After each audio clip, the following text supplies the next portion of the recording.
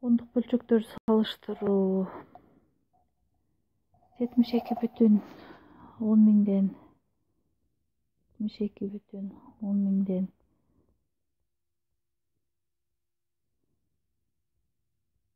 1400 ондук бөлчөгүн биз 100гө кыскартып, башкача айтканда бөлүп жиберсек, анда 72,100дөн 14 аралаш саны же болбосо 72,100дөн 14 ондук бөлчөгүн алабыз. Мындан көрүнүп тургандай 72,100дөн 14 жана 72,10 миңден 1400 бөлчөгү барабар экендиги келип чыкты.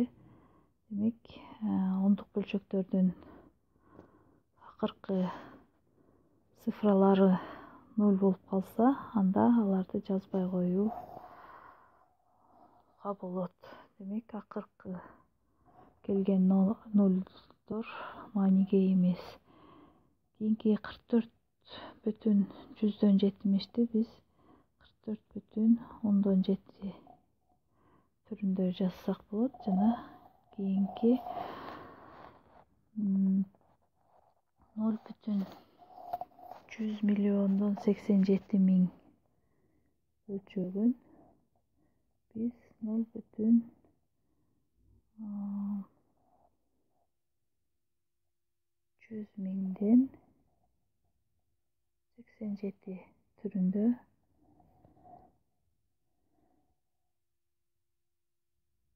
түрүндө жазсак болот.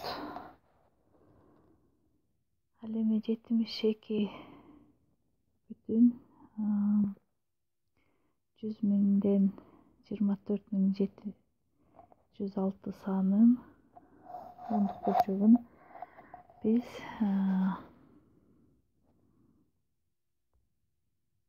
72,1 кошулган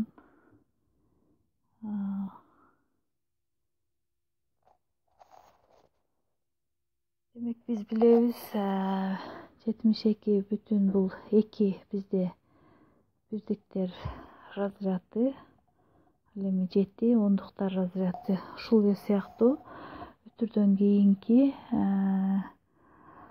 сандардын аталыштарын карасак, демек 2 өтүрдөн кийинки 2 цифра бул ондук үлүшүндө турат.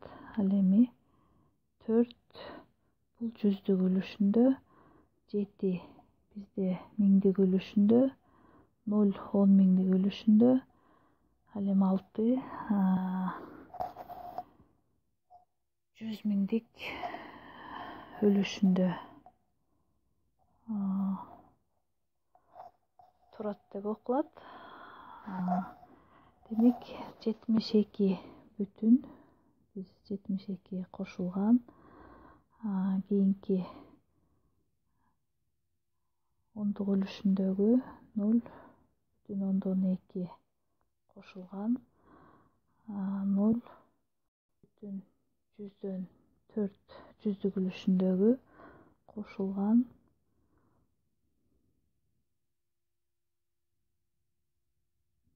0,7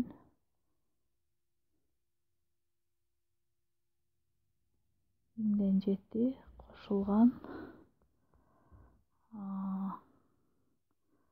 көрүп тургандай 10 миңдик үлүштө 0 болгондуктан ал жазылбайт.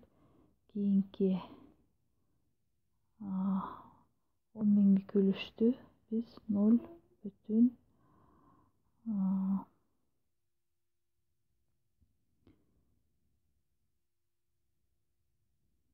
миңден 6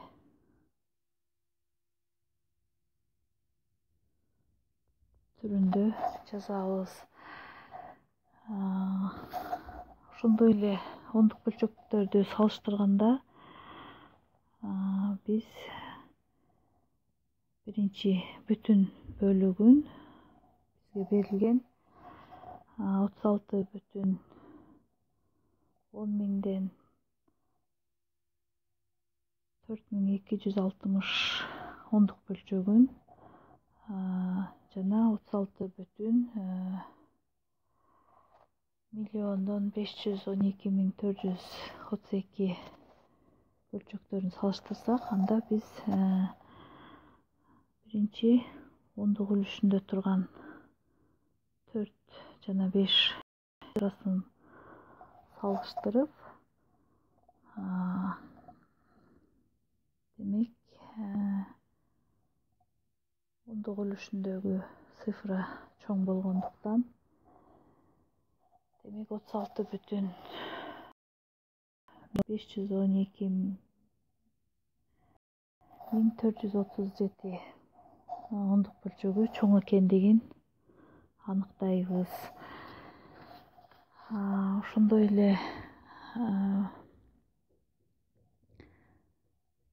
ондук бөлчөктөр ушундай узун жазылганда аларды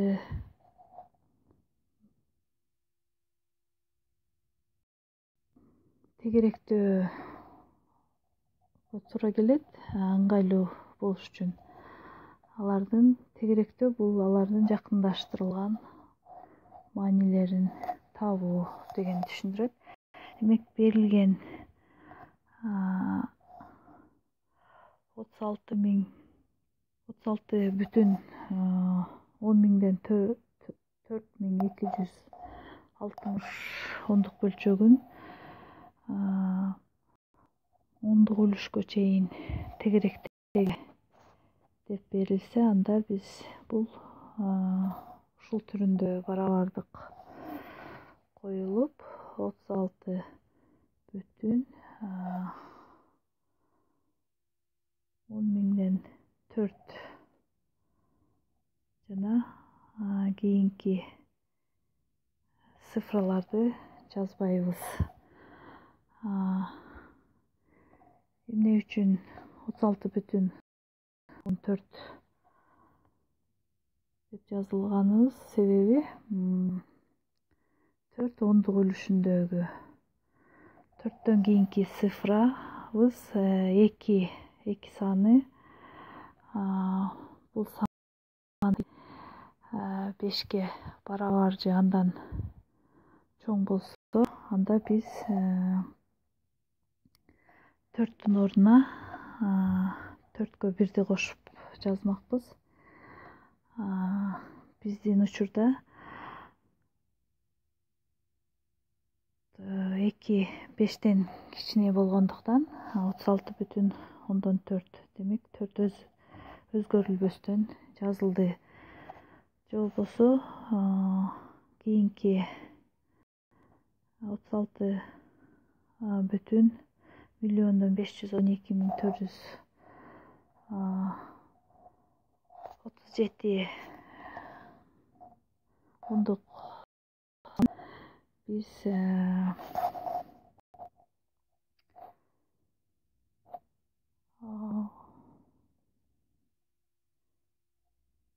100 миңдик үлүшкө чейин тегеректегиле деп берсе, анда биз көрүп тургандай 100 миңдик үлүш бизде 3, андан кийинки цифрабыз 7 болгондуктан, анда биз бул 36,100 миңден